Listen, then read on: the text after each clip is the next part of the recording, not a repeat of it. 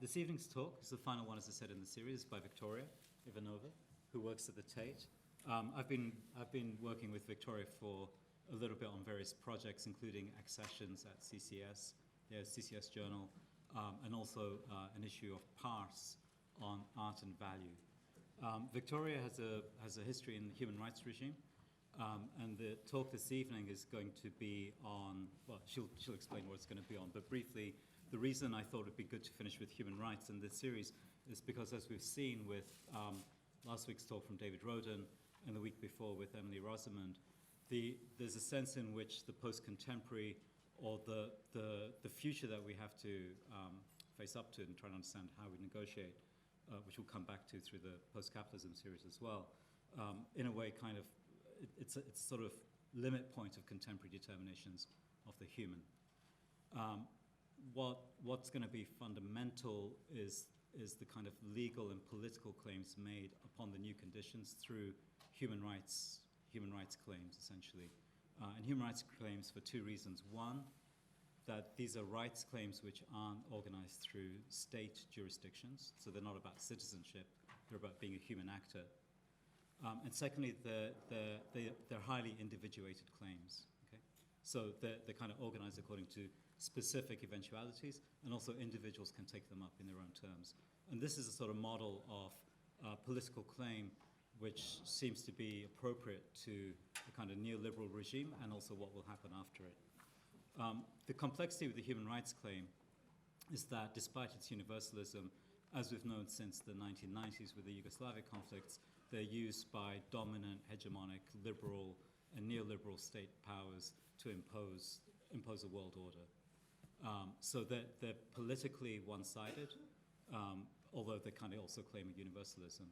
So there's something going on in human rights, I think, which you'll probably speak about more, which on the one hand seems to kind of speak to individual interests, but on the other hand seems to impose sort of dominant power mechanisms at the same time that they struggle against it. Victoria's interest is how the human rights claims and the failures of human rights claims to work in their own terms are actually compensated for by the contemporary art regime. So there's a way in which contemporary art becomes a good venue to take up the claims, at least, if not the enactments of human rights. So lastly, this was a plea for you to all sit over here, because usually there's a bunch of people, this one already happened, on the stairs who can't access the seats in the middle of the room. But since our numbers are a bit down today, it's stay where you are. All right. So that's the intro, and I'll hand over to Victoria through that. Should I just press here? You should be okay. Is it not coming? Mm-mm. Oh, we've run into a problem. Sorry. We had this all set up. It was fantastic. We were ready to go. If you go to your first page. Okay, Yeah. there you go. Okay. Here we go. Okay, hi everyone. So in the manner sort of a true legalist, I will start with a disclaimer. And basically the talk that you're about to hear is sort of a synthesis of many different branches of research and personal experience in the fields of human rights and also in the field of contemporary art. So in a sense, there are going to be a lot of cut corners in terms of the arguments that I make, and perhaps a lot of surprises in terms of the analogies that I draw. And I hope that some of these kind of suppressed premises will sort of be subject to discussion during the Q&A. But do bear with me, even if sometimes things don't quite make sense or you don't understand where I'm coming from. And I will be sort of going back to the basic premise, which is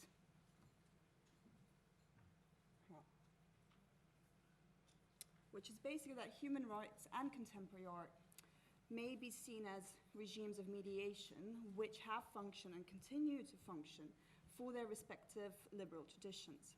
So basically I'm drawing kind of a parallel here between human rights and contemporary art, and an analogous parallel between legalism, or the tradition of legal liberalism, and market liberalism, also known as neoliberalism.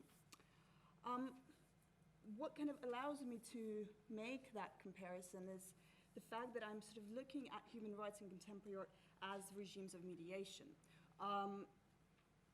Basically, Sorry, I can't figure out how to move the slide. Sorry. What's up? Sorry about that. How do I shift to the next slide? It should be this one. Okay. Yeah. It might okay. take a while because your slides are heavy. Okay. Sorry about that. Not as fluid as I wanted it to be.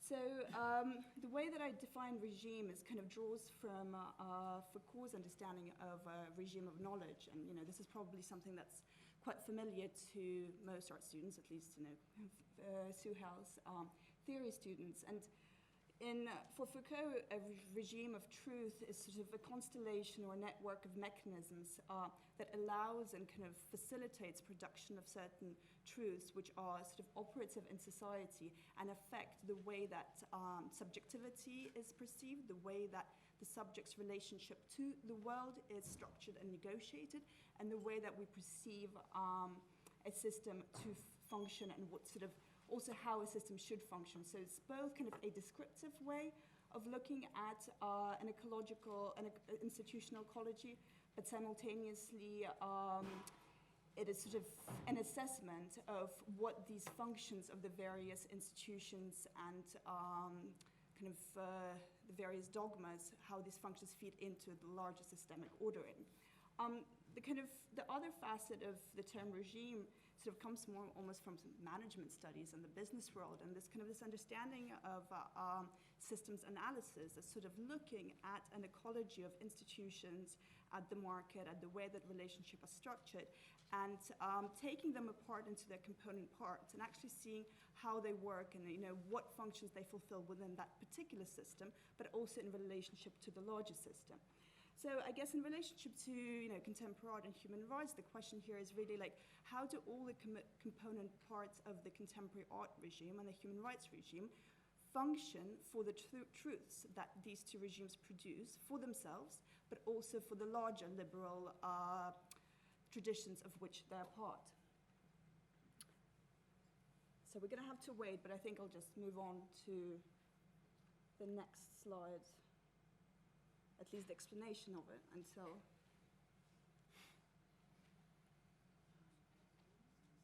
I guess this is just a pause to digest what I have kind of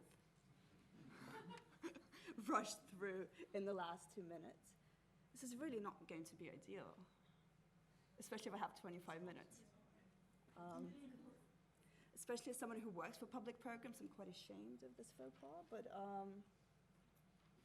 hello, mediation. Okay, so as I said, the key term for me is regime of mediation. So I kind of went over what regime means, and now obviously the kind of crucial identifying kind of parameter of what kind of mediation I'm dealing with, which is the notion of mediation. So I found this fantastic slide which has had sort of a word "to" missing in it, so I just added it there. Which basically refers to the way we understand mediation generally in media studies. So it's kind of, it's taking flows of information, structuring them, and disseminating in order to spread a specific message. But I'm also quite interested in the notion of mediation as it derives from the legal regime. And obviously, within the legal world, mediation refers to the neutral party. So the mediator is the neutral party that adjudicates between two interested parties. And the idea is really that that mediating party is neutral.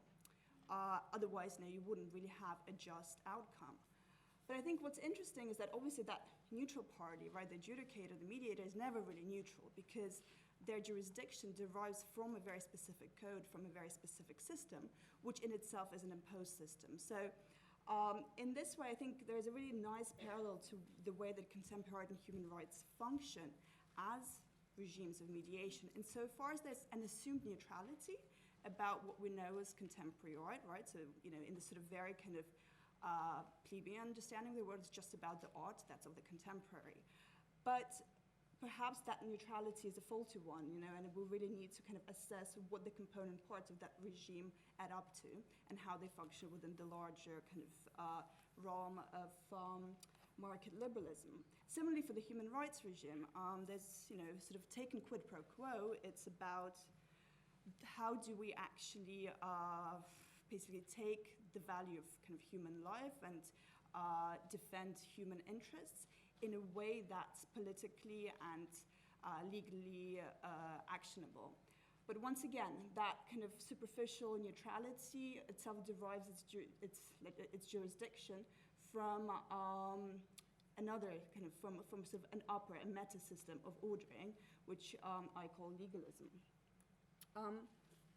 So why does all of this matter? I mean, this is kind of my ultimate bottom line when, you sort of research these things and you kind of, they're interesting in themselves, but like ultimately, why does it matter whether contemporary art and human rights are regimes of mediation that fulfill certain functions for market liberalism and for legalism?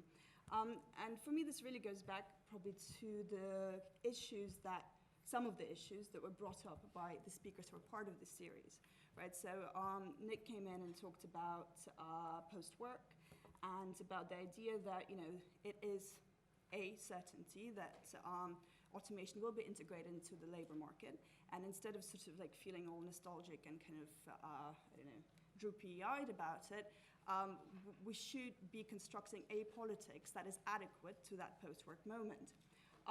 Then I'm not that well acquainted with Emily's work, but from what I understand, she deals with the question of big data and sort of trying to understand how big data is restructuring our understandings of governmentality and how actually we need new institutions and new regulatory orders in order to be able to deal with the challenges that big data is sort of bringing up for our societies. And of course, David wrote into sort of an all-encompassing challenge, which is really the challenge of thinking on post-human terms. So kind of these various branches of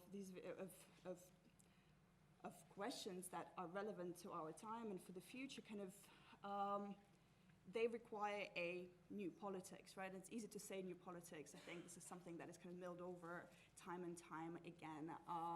But we never really know what it is. So for me, kind of looking at regimes of mediation is sort of a way of trying to understand what a new politics could imply and how we could strategize new politics on something that's a bit more tangible at the level sort of individual agency, but also at the level of collective agency. So it's really kind of posing the question, given the mediation regimes that we know, which were part or are part of various liberal traditions, what kind of regimes of mediation do we require? What kind of mediation regimes are necessitated by the questions that are brought up in terms of constructing the future? So the ultimate aim of this talk is for you to understand this. And I will keep on coming back to this, but I guess to ground this sort of very abstract notion of regime of mediation, I just wanted to kind of put together a very simple graph and actually kind of tell you really what is being mediated within the two regimes. And I think first and foremost, both the human rights regime and the contemporary art regime, they mediate subjecthood. Then, so the subject is kind of the central tenet of both regimes. Then, of course, that subject doesn't exist in isolation, although it does have a certain autonomous quality to it. And so in that case, kind of what is also mediated by the human rights and contemporary art regimes is the subject's relationship to the system, and as a result, the structure of the system as such. And ultimately, kind of subject plus system kind of equals world within both of these regimes. So equally, what they kind of draw out, perform in a sense, is a certain vision of the world. Now, this is quite a popular sentiment, I feel, at least in terms of kind of post-structures theory and critical theory, and just this sort of idea that Kant's modernism sort of lay the ground, the basis for all sorts of evils really associated with the kind of violence of reason. But for me, Kant is a really interesting kind of baseline for the argument that kind of tries to compare human rights regime to the contemporary art regime, insofar as he's sort of the great-great-grandfather, the common great-great-great-great-great-grandfather of both contemporary art and human rights. Now, how does that happen?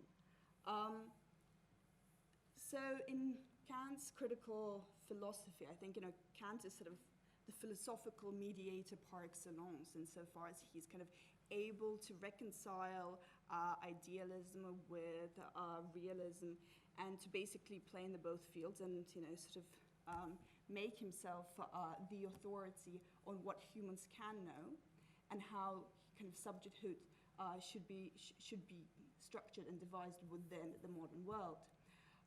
So I guess kind of the basic argument, and probably most of you have been through correlationism with Suhel. If not, I'll just go over it very quickly. The idea that there is the phenomenal world that we as humans are able to know through our experience of it. And the reason we're able to know it and to understand it is because there's a certain universal structure to the human mind, which is driven by the capacity to reason. What can't be known in itself is the nominal world, the kind of the thing in itself. So, you see that red chair, you understand it's almost like its outer core and the way that it fits into the larger system of physical laws, and et cetera, but you can't really know that red chair in itself. So Kant's kind of curbing of the realist ego, so to speak, has led to this superimposition of reason as the defining characteristic through which we can know the world.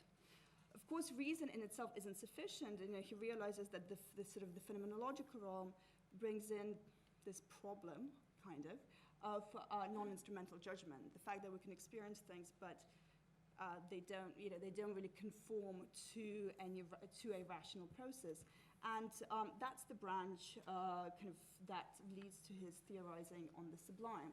And of course, that's also the branch that kind of leads into his aesthetic theory, and that aesthetic theory has majorly affected the way that the contemporary art paradigm is structured ontologically. Meanwhile, the instrumental reason dimension of his philosophy served as a foundation for moral law, which then is manifested as legal code within societal organization, and which sort of becomes the foundation for legalism. When I was sort of trying to come up with a one-sentence definition for legalism, I stumbled upon this great thing. Sorry about the resolution. So the first point, make rules outside the Bible, sort of speaks directly to what I just mentioned in regards to Kant placing reason as sort of the central tenet of the structures according to which sort of the world is shaped in the image of the human mind.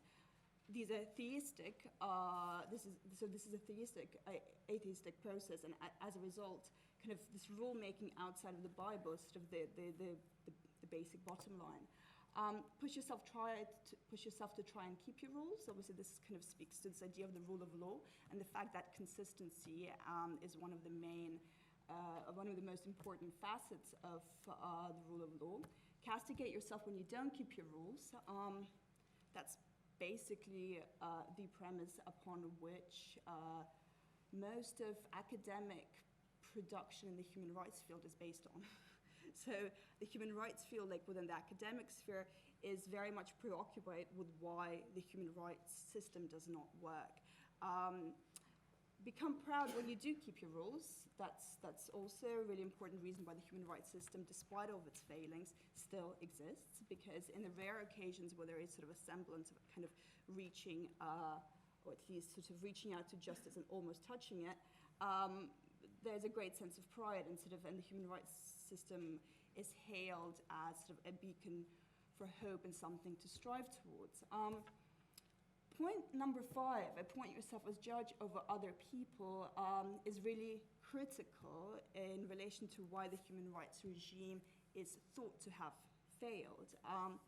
And so if we sort of rewind back and think about how the human rights regime was instigated as an institutional universal reality, we need to look back at the history of colonialism and the fact that international law, which is sort of the mother shell of the human rights regime, was formed very much side by side with European colonial expansion. and that, in effect, sort of international law was, one of the original gestures of deterritorialization on a global scale. What's interesting about international law is that it also creates a new universal abstract unit known as the nation state. And that's a really huge shift in terms of the way that the world becomes structured, or at least sort of is forcefully structured from the point of view of sort of the powerful minority, the powerful global minority.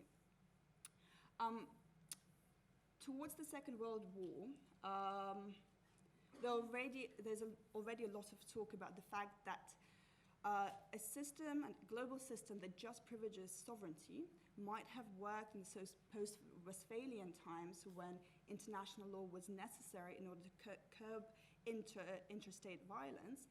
But in fact, it might not be sufficient because internal strife, when sort of sovereign forces violently attacks their internal populations, might pose even a more serious threat to global order than just interstate warfare. So basically, this notion of sovereignty becomes questioned in the late 19th, early 20th century, and with the kind of complete meltdown of the Second World War, we see that the human rights regime, the conversation about a global human rights regime, once again gains traction.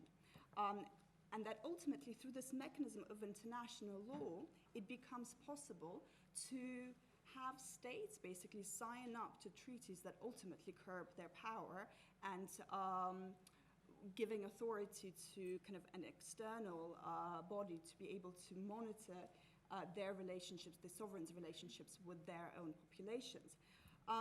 So this is kind of the second really major moment in terms of creating an abstract global entity unit, which is the universal human subject. And I think the creation of the universal human subject as a global unit is a really important foundation for the contemporary art regime. In a sense, I think the contemporary art regime could not function without that foundation.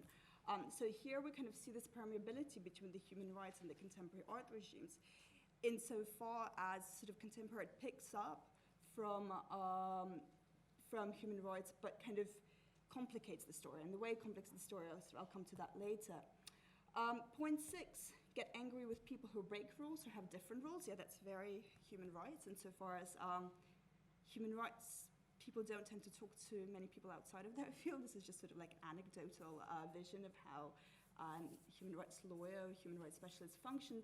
And so sort of traditionally, I think now this is becoming challenged with more critical literature coming out on the nature of human rights projects and human rights institutions, but I think traditionally human rights has been a very impermeable field.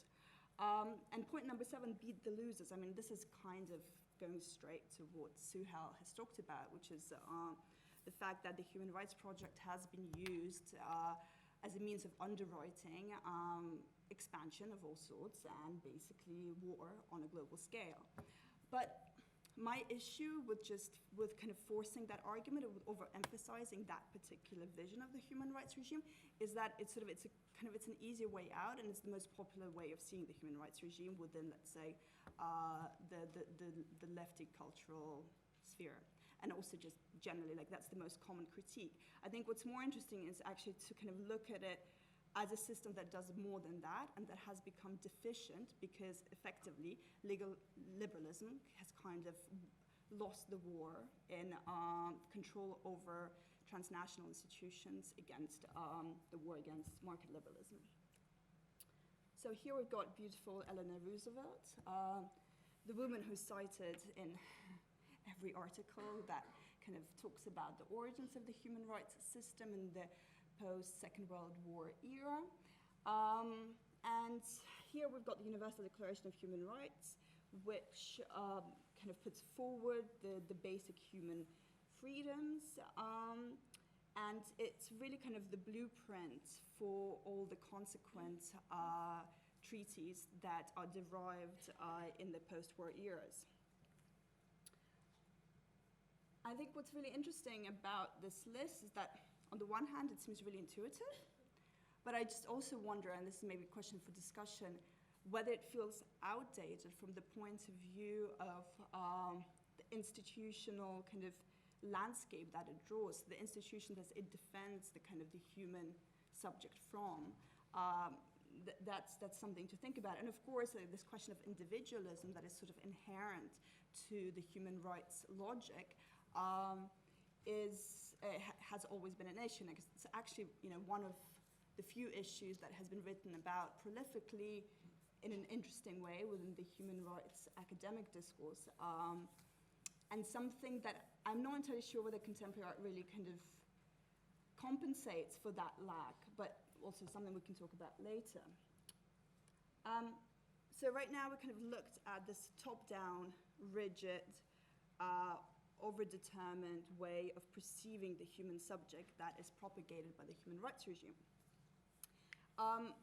If we kind of shift to the contemporary art arena, it becomes very clear that in contrast to the human rights regime, the way that subjecthood is constructed and performed in the contemporary art arena is very much based on notions of unfixity, on ambiguity, on the fact that everything is contextual, that everything kind of, that meaning is not fixed, that meaning can be constructed, and so on.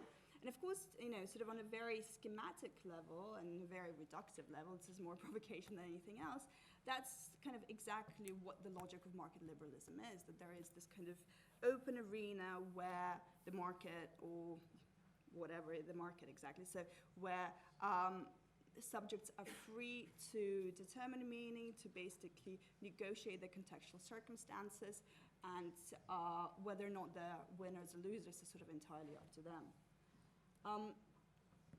So I think, when I'm talking about subjecthood within the contemporary art regime, I'm really sort of drawing on two moments here. So moment number one, it's the emphasis on the phenomenological experience within the contemporary art regime, and the fact that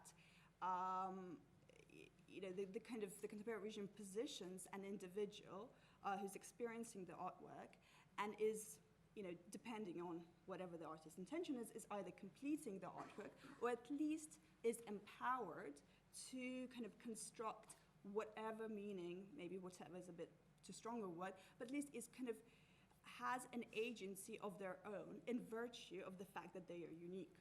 So I think this notion of uniqueness, of individuality, that contemporary art is very good at sort of pushing forward. That's definitely a huge contrast to the way that the contemporary art regime subject is this static, rigid, universal, homogenic individual. So within the phenomenological dimension of the contemporary arts regime, the ability to emphasize difference kind of chimes really well with the post-contemporary times, basically. The second moment of sort of construction of subjecthood is sort of, it's basically the composition of the artwork and what the artwork is and what functions it serves. So once again, these are huge generalities, and I think it'd be interesting to talk about that as well. But ultimately, the contemporary artwork is deemed to function as something that disturbs existing orthodoxies, something that kind of unfixes meaning and opens up new spacing. So this notion of kind of opening up is really important within the contemporary artists, or the contemporary artworks of definition of how subjecthood should be constructed. So then kind of to go back to this diagram, for the human rights regime, as you said, kind of the subject is either dead or has been massively traumatized, and his or her subjecthood can only really be redeemed by going through a really kind of tedious, technocratic, bureaucratic process of claiming their rights. For the contemporary art regimes, subjecthood is sort of defined by difference, and that's kind of it. Moving to the question of system, so here we see the United Nations Human Rights Treaty system. At the top, we've got the Universal Declaration of Human Rights, which Eleanor Roosevelt was proudly holding up. So that's kind of the blueprint document. It wasn't really a binding legal instrument, but it gave birth to two potentially binding legal instruments, which were the International Covenant for Economic, Social and Cultural Rights, and the International Covenant for Civil and Political Rights. Now, the latter one, the civil and political rights, has been wildly popular and has been signed on by most, I think, by most states. Whereas its sister treaty, the International Covenant for Economic, Social and Cultural Rights, has really been shunned. And I think we can discuss why that's the case, but the hint is that that treaty was actually basically saying that human rights, political and civil rights cannot exist in isolation from economic, social and cultural rights. We can also sort of see how the UN human rights system works or doesn't work. And once again, the way that the human rights system doesn't work is the most popular topic within the human rights academic discourse. I won't put you through the pain of going through all the technicalities, but basically each treaty, which sort of derives from the Universal Declaration of Human Rights, has a corresponding committee that sits at the UN and that is responsible for monitoring compliance of all member states. And monitoring compliance kind of comes in two forms. States submit biannual reports, which are then analyzed by the committees. Alternatively, there's also a possibility for the individual complaints and inquiries mechanism, which totally doesn't work, so it's not even worth mentioning it. So that you don't think that kind of the human rights system is a complete failure, I think it's worth looking at a thing that might be taken away from this country very soon. But nonetheless, the European Convention on Human Rights. I think one of the reasons this has been sort of a success is because it is actually fulfilling what the human rights system always wanted the human rights law to be. So it is a living instrument, meaning that claims at the national level are made when, let's say, claimant decides that their rights have been violated by UK law. They take the relevant UK institution to court.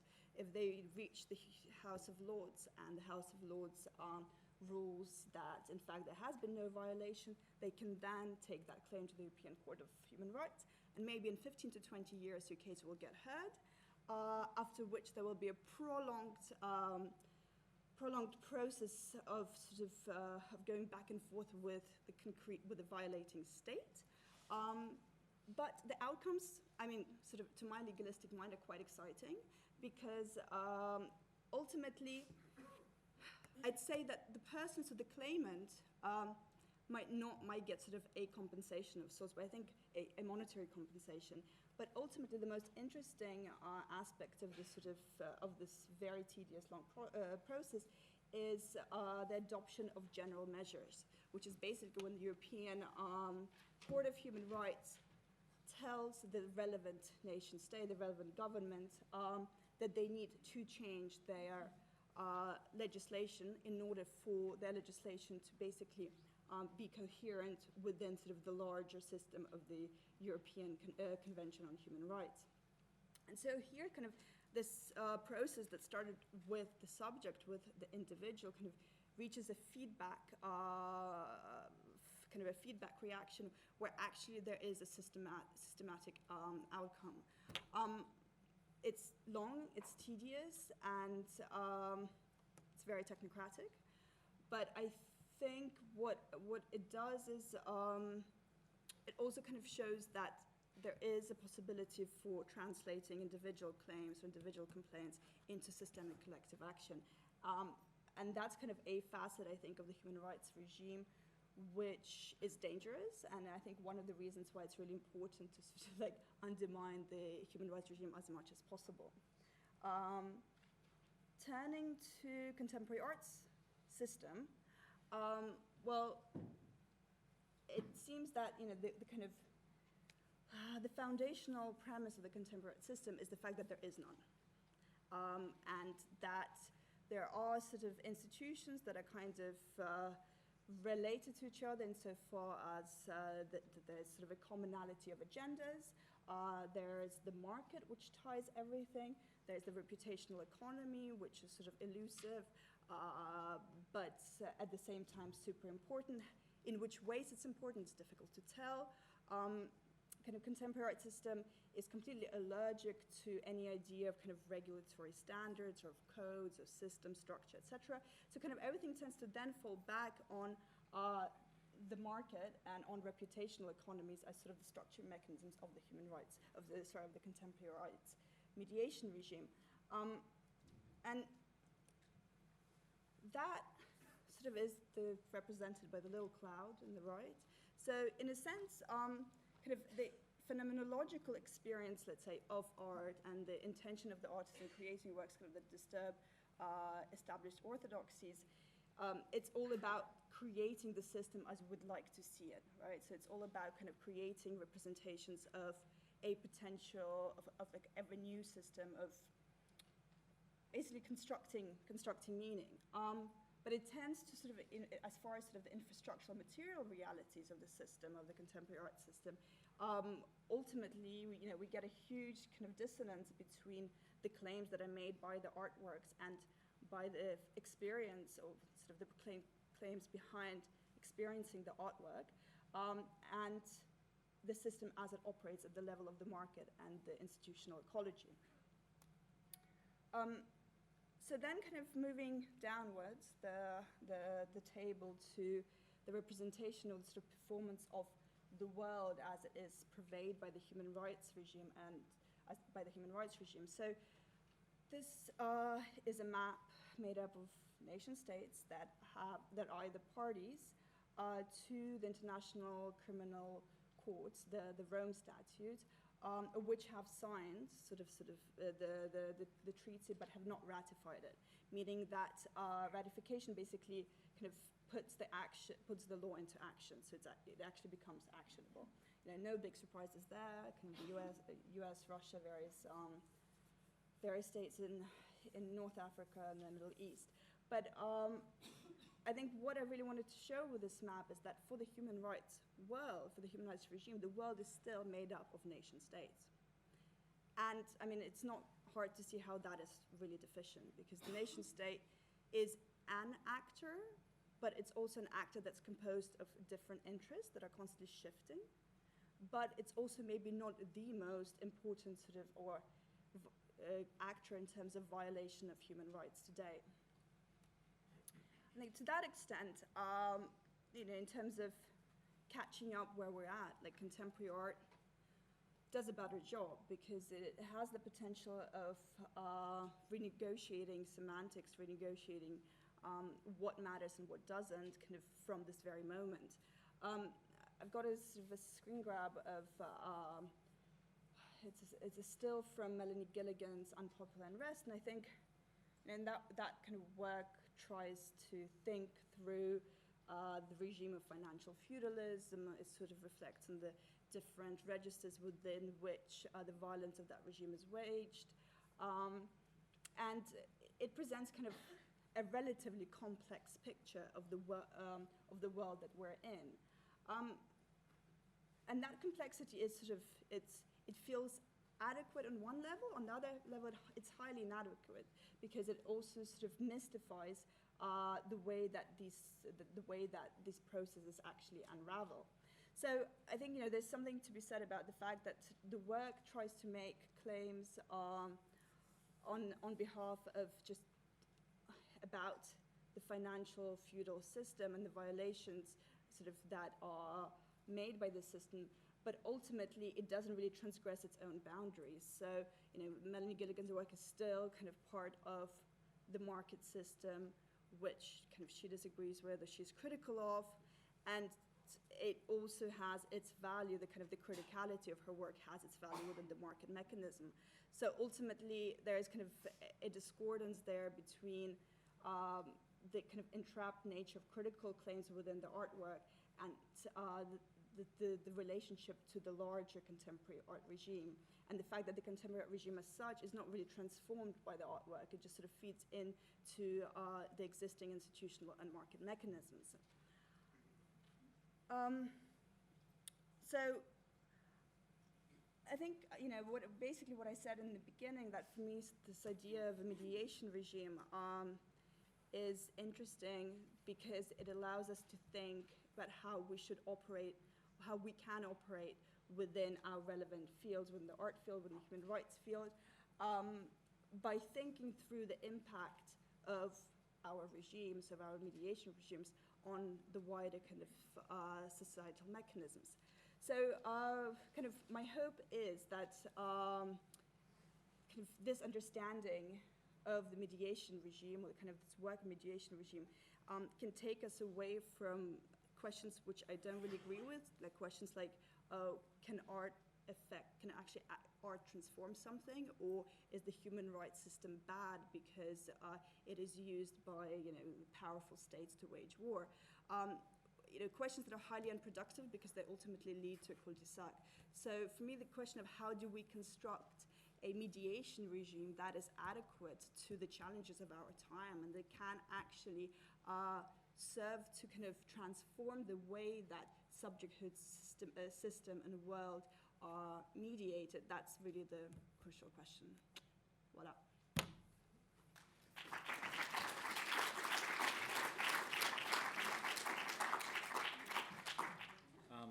There's a number of questions, but I think it's partly that the language and the kind of world you're describing, the sort of legal world and the rights world, in a way they're kind of background assumptions for what we do in contemporary art, and the kind of sort of social norms or ethics that we have. But the discourse is very unfamiliar. So I think it might be worth rehearsing again some of the some of the structures in the way you're describing. But maybe we can do that through the questions and through you can elaborate again some of the points you were making. But just to ask a question to start it off. Sorry, I don't know what's there's a kind of crazed technology. Put it off. All right. I think it would be around. Carl, what? I know, I can't turn this one off now. Okay, I just use both ones? Yeah, we could use, no, just put it back. Sorry, technical issues. Okay, so that's kind of, maybe go to, like the core point seems to be about the construction of the individual subject as on the one hand from the human rights regime, the kind of, the venue in a way for which the regime works and what it supports. And your interest in or your endorsement of the human rights regime is that the individual subject can produce systemic changes through this kind of incredibly technical, institutional, bureaucratic, 20, 25, 30-year period of action. Whereas even though it's the same kind of subject, the same kind of claims to rights that's operating in the contemporary art regime, although it's snappier and faster, and in a way you can affect signals or indexes of change or the demand for change or something, it doesn't have any systemic consequences because it's captured within a kind of informal regime, which is the market, the reputational economies, the dinner parties, blah, blah, blah, none of which are kind of governable in the way that the human rights regime is. So in a way that they work around the same object, which is the individual. They kind of both endorse and are anxious about giving full justice and credence to unrecognized claims or not yet formalized claims, but they work in very different ways. And they both have their deficits. One is a long-term, usually destined to fail kind of mechanism, the human rights one, because a lot of cases will just fall to the wayside, not endure through the process. And the other one is destined to fail in another way because you can have your individual subjective interests, but so what? It's another art piece. Let's go to the next one, right?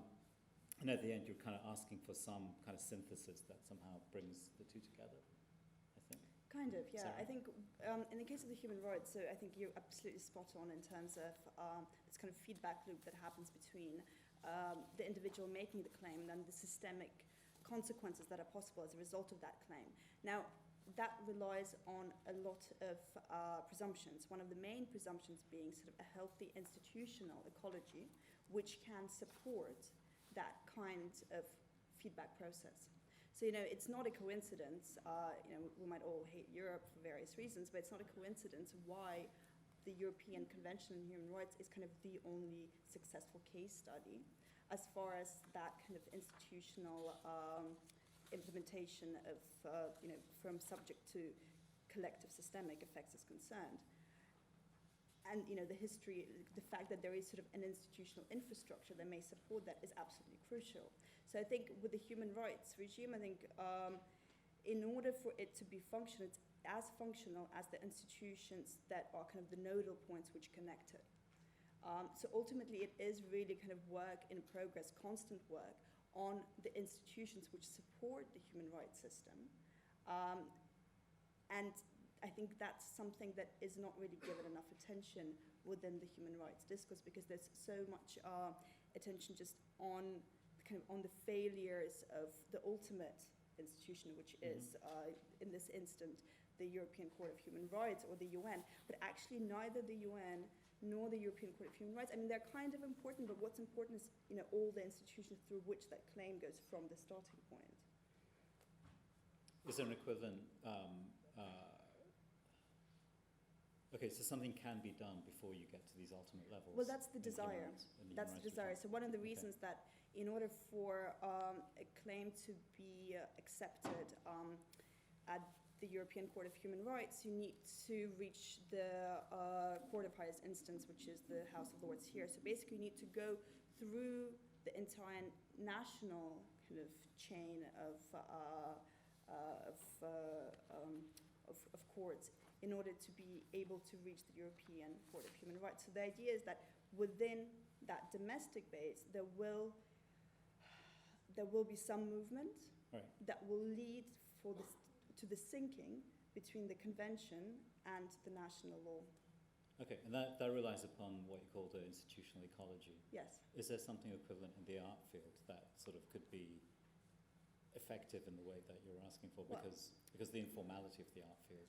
I mean, I think there's another issue here, which is, in the human rights system, at least, the kind of proclaimed aim is to ensure that the legal code works, that it does its job, that it serves kind of the individuals who make the claims, that it, that these violations are actually accounted for. When the contemporary art regime, what is the aim of contemporary art, right? So it's like it isn't clear. So like, for example, the way that I've been talking about contemporary art is a very, you might have thought, what is she talking about? Like for me, I'm only interested in contemporary art insofar it can be an instrument to social transformations, right? But also systemic transformations. But I think I'm probably in the minority. Like I don't actually think that's the most dominant aim of the contemporary art regime and of the institutions and the people who inhabit it. So in order for there to be even a conversation about institutions that fulfill a similar function to courts, to various NGOs that operate to kind of support the human rights ecology, I think contemporary art needs to get an aim, or at least a series of aims that kind of people can get on board with.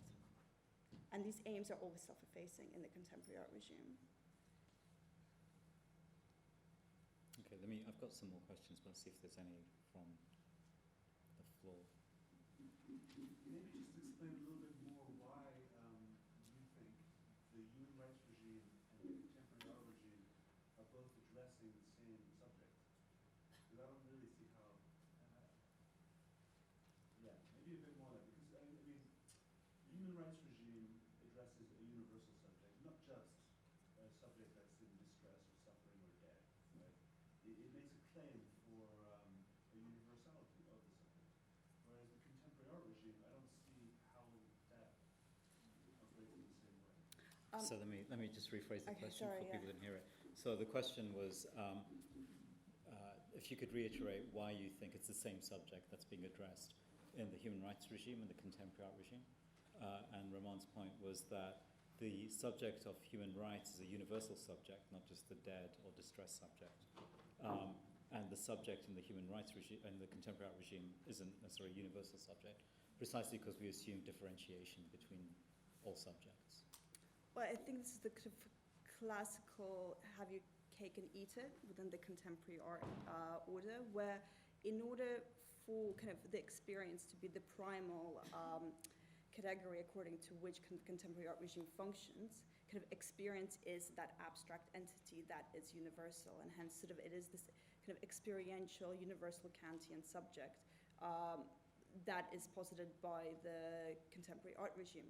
So I think you're onto something here. I think this is something that we've had conversations about before, that, you know, contemporary art to function needs to have this sort of global framing, but at the same time, it needs to have local differentiation, which is the way that sort of it goes, and kind of in the way that it inhabits new markets, because otherwise it would be sort of impossible to think of a global differentiated kind of global subject.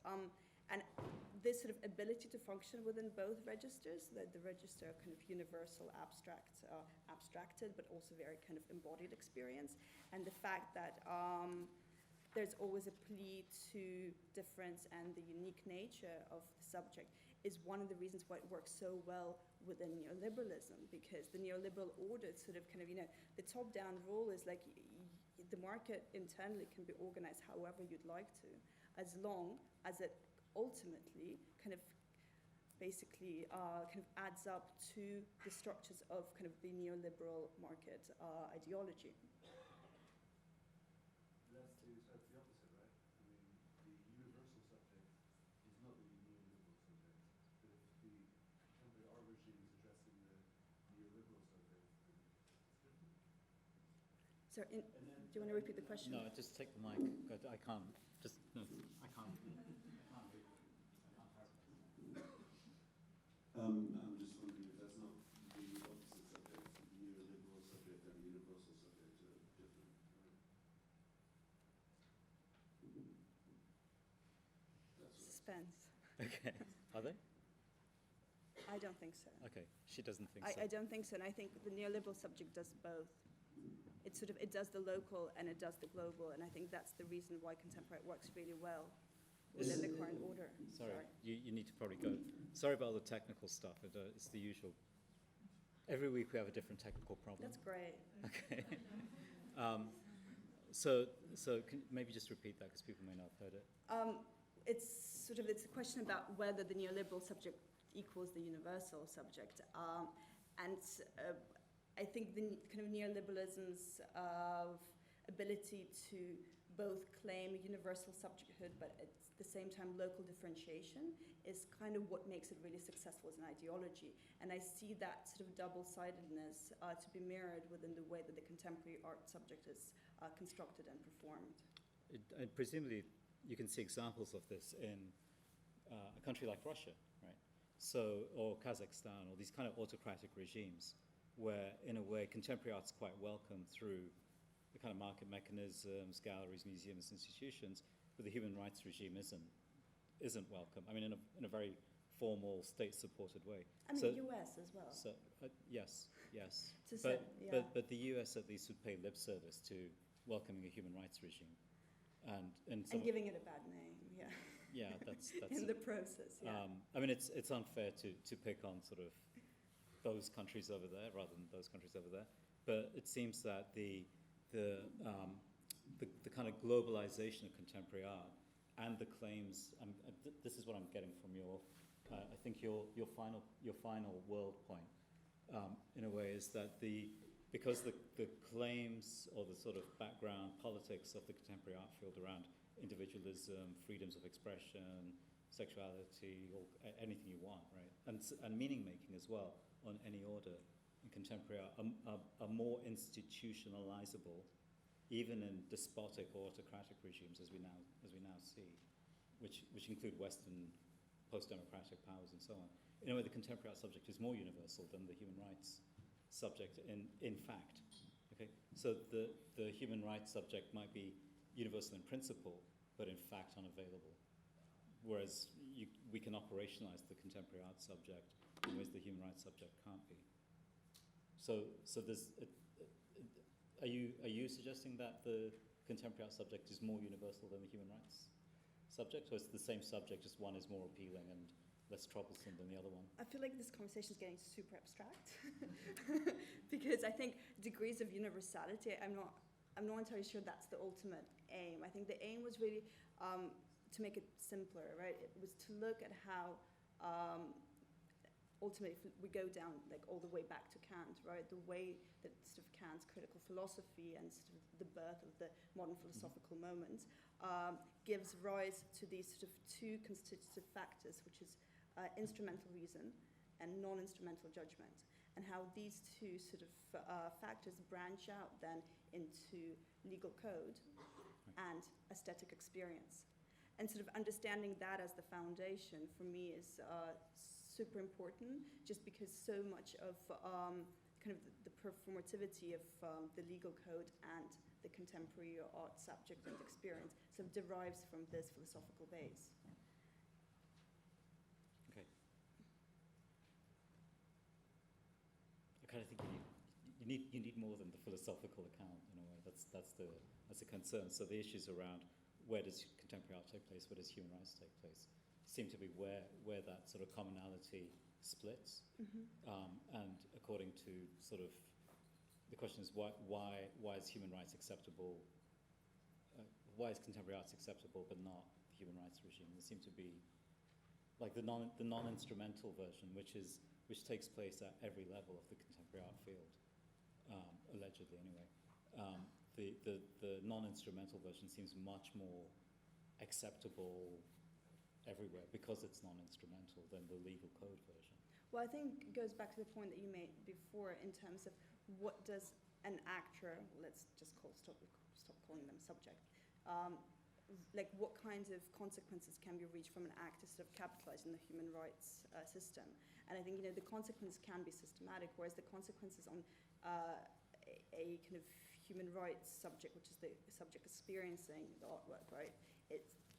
It's a closed loop.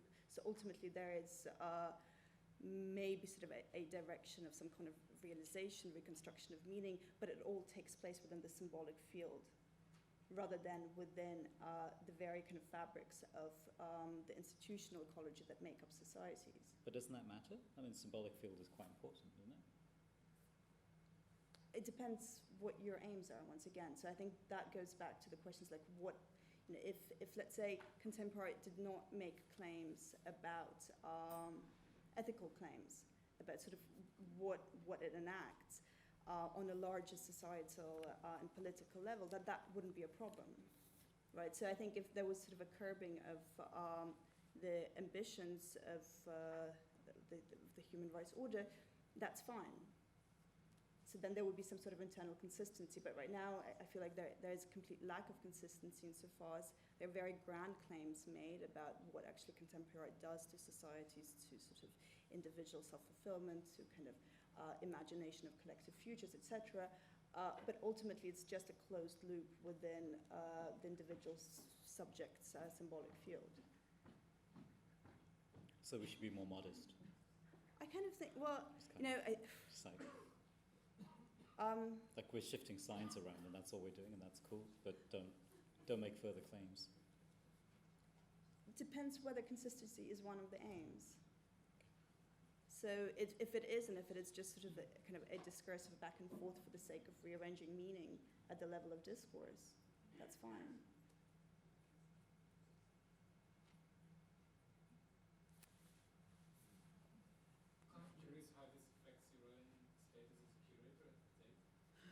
It's a very good question.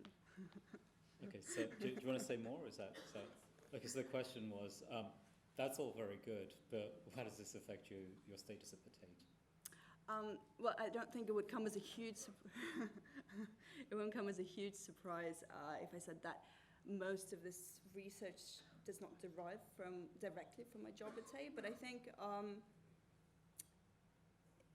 actually this question about modesty that came up right now, it's very much a result of that experience and sort of understanding that there's a lot of frustration that comes out of, I think, also working within a field that has such great aims, but is incapable of actually structuring trajectories according to which these aims can be played out. And I think in the context of a large art institution, wherever, whether it's state or whether it's any other art institution, perhaps if that kind of ultimate parameter of standard setting was somewhat modulated, we would already, I think, would already see very interesting positive changes.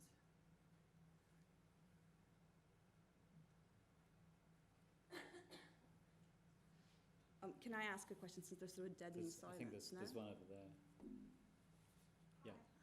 I don't know, I got very confused when I started talking about that sort of aims of contemporary art regime, but I mean, and then it kind of switched into ethical claims of contemporary art, so I'm kind of trying to understand what's the difference between two of them. And obviously the question about the aims of contemporary art regime, if we look at the history of art and in relation to, for example, socialist realism, this stuff was kind of people in power at the time of socialist realism, like Stalin and Lenin, like Bolsheviks, whatever, Soviet Union, they were trying to put particular aims on art, on contemporary art of their time. And we know that it failed because the art sort of slipped away. I wonder how, like, what's the point of trying to introduce this kind of dictatorial regime on contemporary art and sort of, aren't we gonna fail? Okay, so the question is, are you a Stalinist? Because just paraphrasing. That's fine, and Right, I'd say yes. because Stalinist proposal, like that was a Stalinist proposal. yeah, it's all right. We heard you. It's fine. It's because let me explain why. Because people might have heard the reasoning. So Victoria's kind of proposing that we need to contemporary art should be clear, or art, maybe not contemporary, but art should be clear about the aims that it's establishing for itself, and it has greater aims than the exchange of meanings between those involved in it. Then you're kind of dictating terms to art, and the kind of immediate example of this is something like Soviet socialist realism, in which art is kind of undertaken at the bequest of state mechanisms and its propaganda regime. So as well as are you a Stalinist, is there some discrepancy in a way between maintaining an ethics of contemporary art, an ethics for art, and requiring aims of it? Because in a way, just to elaborate a little bit more, what you would then do is kind of fold in the non-instrumental side, which would be like aesthetics and art, blah, blah, blah, with the instrumental, like the Kantian split kind of gets folded over and they become one thing.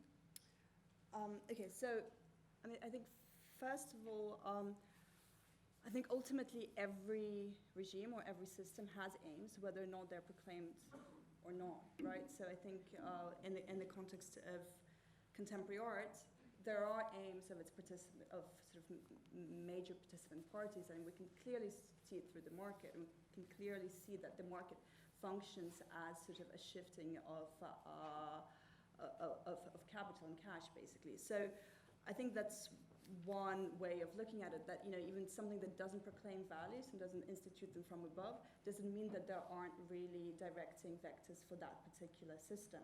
So ultimately, I feel like it's what you're trying to say is almost saying that everything that has aims is inherently bad and sort of violent in terms of its overdetermination. But you're saying you're not saying that. But I guess in the case of socialist realism, it was the case that sort of art was subjugated to a state policy. But insofar as it was subjugated to a state policy, we can kind of talk about how that affected basically the aims that it set out for itself. So I think the greatest problem with kind of systems that don't sort of have a certain kind of transparent vector of direction is that they end up fulfilling other aims which aren't immediately obvious, but at the same time kind of appearing on the surface to be doing something else. So I don't know, That's quite abstract. That's that very abstract. Yeah. Examples might help. Okay, so I think even fictional ones. I think in the case of Melanie Gilligan's work, it's very interesting that she ultimately criticizes the market and kind of financial market, but her work just functions as a sort of like a detached sign that is a critical statement in its own right, but it is also attached as a valued object within the larger system of the contemporary art market. and is sort of complicit in those other aims of kind of capital transition that I just spoke about. So this kind of discordance between what the artwork is claiming and how it's actually functioning within the market and within the larger ecology of contemporary art is what I'm questioning.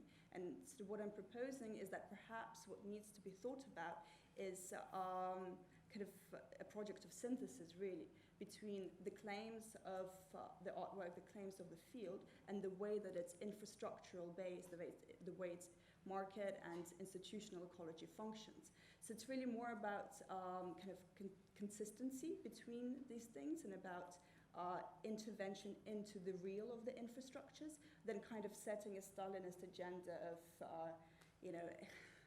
basically state-directed work. State-directed work, yeah. So you're not talking about aims of contemporary art regime, you're talking about the institutions that enable contemporary art.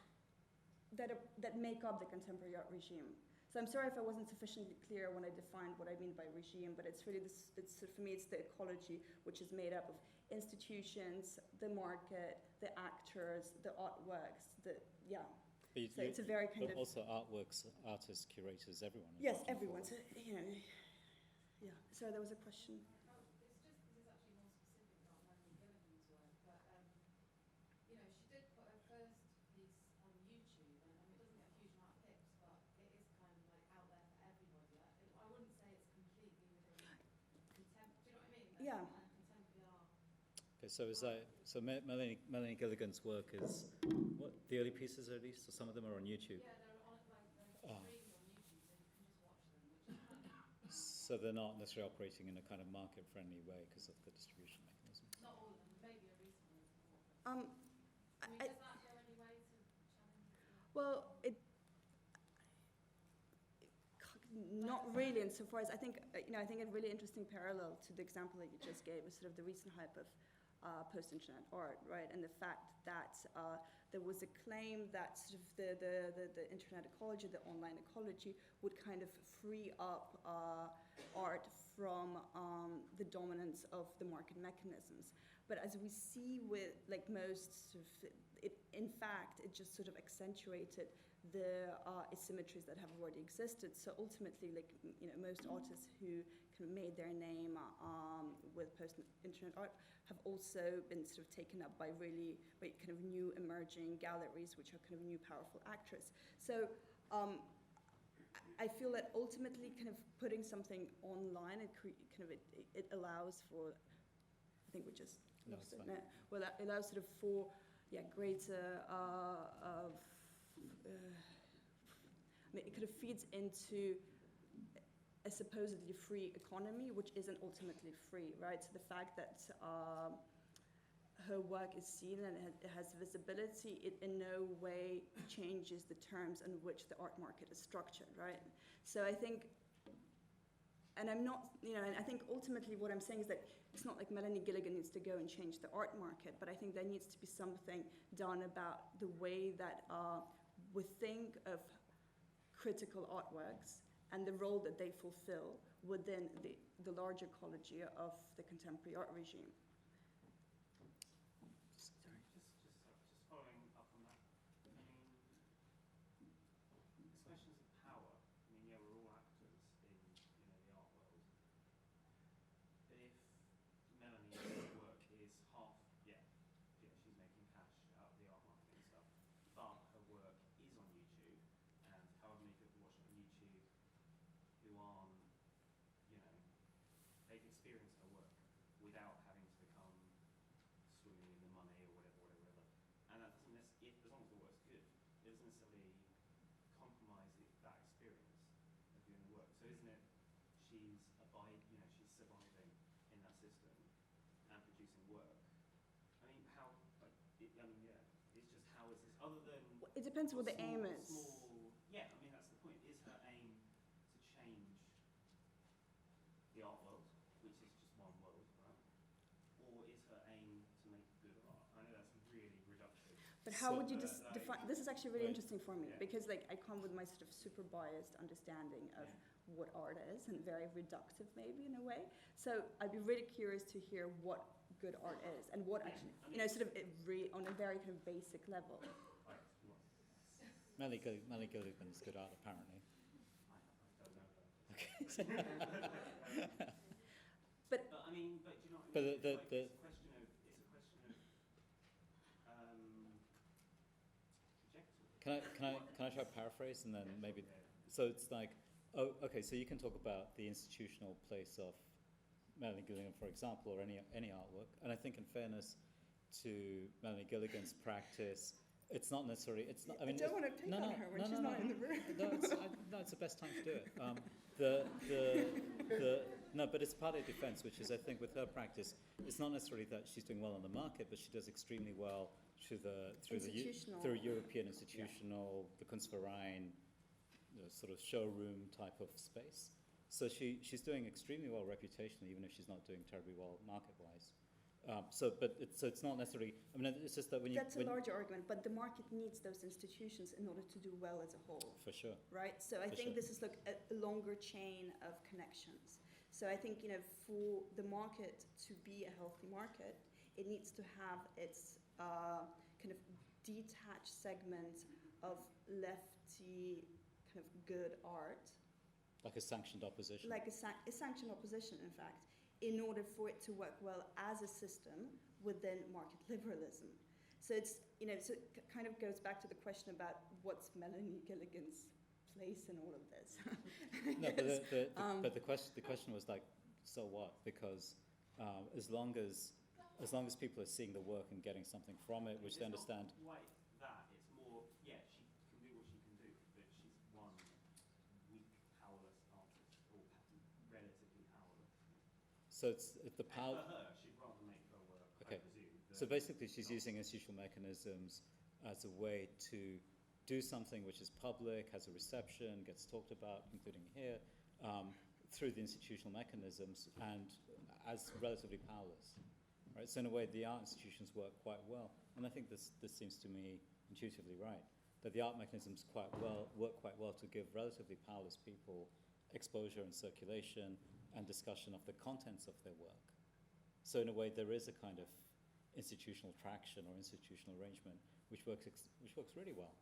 Right? So in a way, the ambition of people on the courses here is that they'll enter these mechanisms as relatively powerless, But heavily indebted. does it really? Just also, I mean, statistically, I have no idea.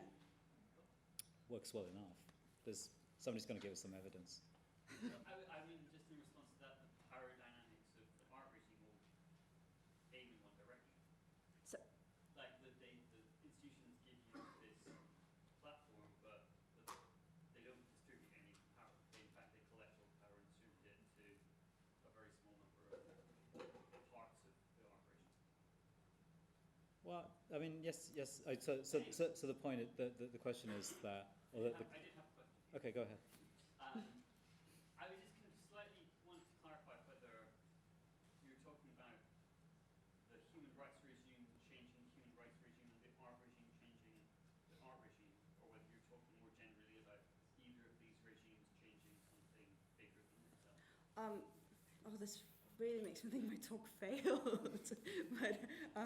But basically, I think what I was trying to do is to look at contemporary art regime as a sort of regime of mediation for market liberalism and for sort of the values and the mechanisms that support these values within the market liberal logic, and sort of draw parallels between how the human rights regime does the same thing for legalism.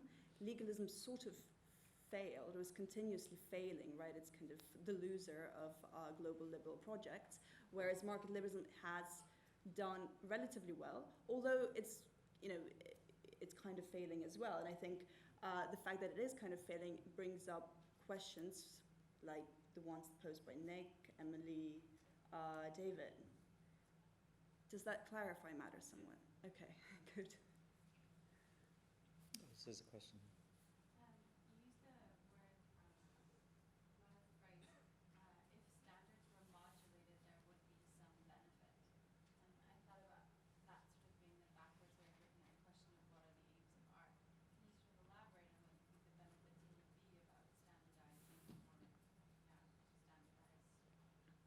standardize? Okay, so the question is, Victoria had a phrase, if standards were modulated, Yeah. modulated, there In would be relationship to benefits. institutions, yeah. And this comes back to the question of, like, you're asking for aims to be clarified and sort of to be consistent about those aims.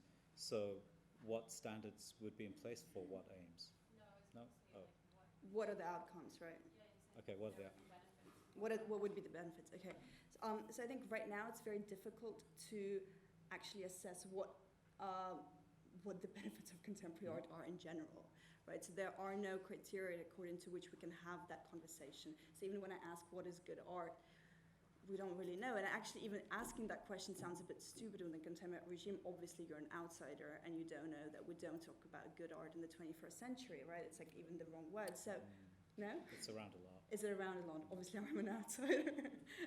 So I think basically having some sort of standards which are revisable. I think the revisability point is really crucial here and goes back to the question of kind of totalitarianism. Is if standards are revisable, you can actually assess what is being done. And I think assessing what is being done, it has the potential of distributing power within ecologies. So actually coming back to the point made just now, that sort of institutions kind of capitalizing on what artists can give them. I think there's a possibility for redistribution of power when there are certain standards, because there are more parties involved in kind of assessing what works well, what doesn't work well. Then, yeah, go ahead. I was just going to say, but isn't that a classical system? Isn't that like, something as simple as looking at, you could look at government-supported systems of art, like in, say, Eastern Europe or in Hungary, things like that, where it's very clearly defined the cultural benefit of certain artistic practices, and they're usually materially grounded. And then there's support for the production of those types of art forms, and then everybody understands the benefit of them, and therefore those artists are the only artists supported. And so where's the criticality or the room for criticality in that, or for cultural development? I mean, in the same respect, you could relate that to the idea of Aboriginal art in Canada, where we expect them to produce certain symbolism, to belong to a certain category of art, and then we refuse the possibility for evolution. Isn't that kind of the problem? I think the plasticity and the revisability of standards is absolutely core. And this is obviously kind of the failing of this classical system that you have described, that ultimately when there is a standard, like a model of standards in place, especially at the governmental level, there's kind of a conservatism around revising those standards. And this is also one of the problems of the human rights system, that there is, within the European Convention, there is this kind of slow-moving revisability of the code, but it's really slow and it's really conservative. So I think your point is totally valid about the conservatism of a standard-setting model, and the kind of that conservatism is almost inherent, or at least there's a tendency towards it that's quite inherent to it. But I think at the same time,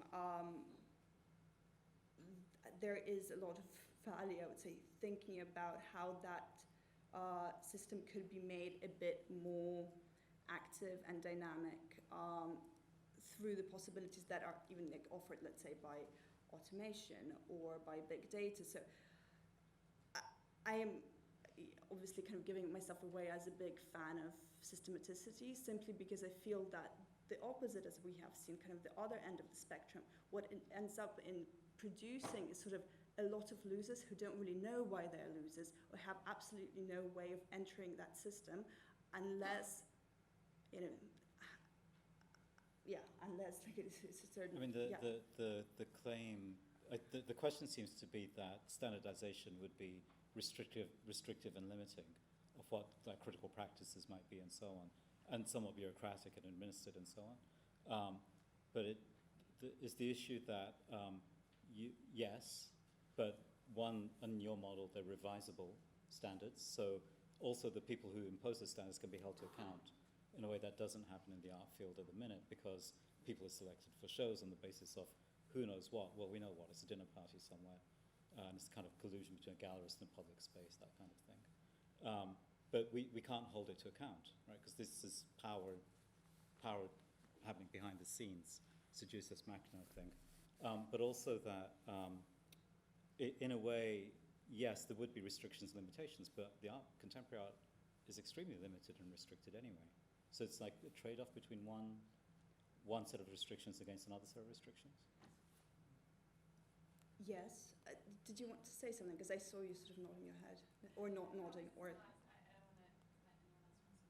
But You're not. just No. to like compare it to human rights, I mean the issue with devising a bill of human rights is that they're not economic or environmentally sustainable. So then you have a bunch of people, you know, constantly revising and questioning this bill of human rights that determines, you know, what we absolutely should have access to. But those things, that bill gets bigger and bigger and bigger, and it's not socially or economically sustainable. And if the same tone you apply that to the art world, and you have this supposed group of people who are able to like change what those qualifications or standards would be every time the need to change them was, is it really sustainable? Like there will always be people within those systems who stand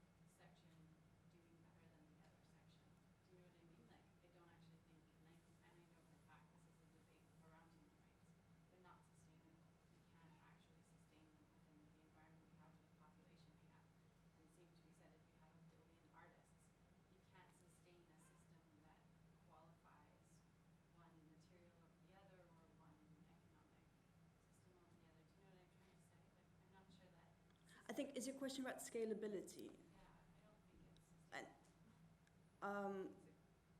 and the fact that sort of human rights system shows that given kind of the scale of the issues that it adjudicates over and the populations of, you know, who may have claims to it, it can't really deal with the question of scale. Yeah, like, for example, say you create a system where all artists are paid a yearly fee, and that fee is somehow contributed to by the sale of artworks. And so that system is how you qualify which artworks work in that system. Then you have 1 billion artists and no longer can you afford to pay every single one of them that fee. Like these kind of systems that are created to support the arts are very rarely sustainable. The same way that human rights as a system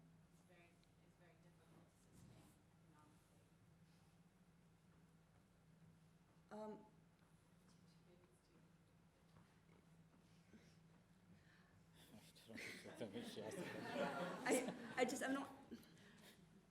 Because I think there's a larger question what we mean by economic sustainability, right? So, which sort of leads also to kind of to a larger conversation about how economic health is postulated within a society, right? So, like we have healthy levels of debt or unhealthy levels of debt, but ultimately all of these qualifications kind of feed into a specific kind of political ideology, which is like there's no inevitability about it. Like, you know, it could be revised that kind of healthy debt. You know, that there is no notion of an unhealthy debt.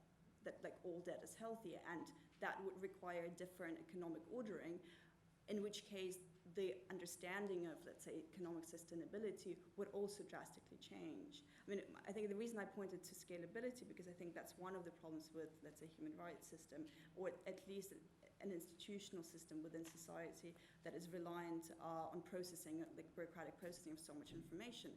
And you know, I think kind of maybe Nick's and sort of a combination of Nick's lecture and Emily's lecture sort of is a good sign of how actually these impediments, this sort of informational systemic impediments, could be overcome. So like there is a possibility of thinking, you know, how big data could serve, let's say, to speed up, not big data automation could speed up, let's say, processing of claims. You need post-capitalism for that, so we'll know in 5 weeks. Just one quick question to finish. What's your, around the edges of your work, there's a claim to post-human rights. Can you just say a bit more on post-human rights? I actually wore a very kind of human rights advocate hat today, which is not very typical. I really don't think kind of human rights are the answer, in part because they're very deficient sort of at the foundations of the discourse, and I don't think we can ever get over the problem that the only claimant can be a sort of a human subject. And you know, as we can see within the largest sort of climate, especially in relationship to environmental issues, this is just not sustainable. And if we want to think about different forms of governance that don't just posit the individual at the center, but also thinks about different forms of collectivity and hybrid subjectivities, just human rights doesn't cut it. So what I would like to take out from human rights is this kind of striving towards institutional systematicity, which is revisable, and kind of thinking that as an infrastructure for a politics that can then kind of live up to the demands of the future. So, because a lot of those claims in art, sort of people are interested in these kind of multi-dimension, sort of human, transhuman interactions and engagements and so on. But presumably, your complaint would be that's very nice for art to do that, but because there's no demand on institutional transformation from within the art itself, rather than sort of moaning at openings and stuff like this, it's not going to support that transformation. Exactly, because it's not actually enacting an infrastructural transformation. Okay. Is that a big downer? No, it's good. So, okay, great. Thank you. Cool, thank you. Thanks.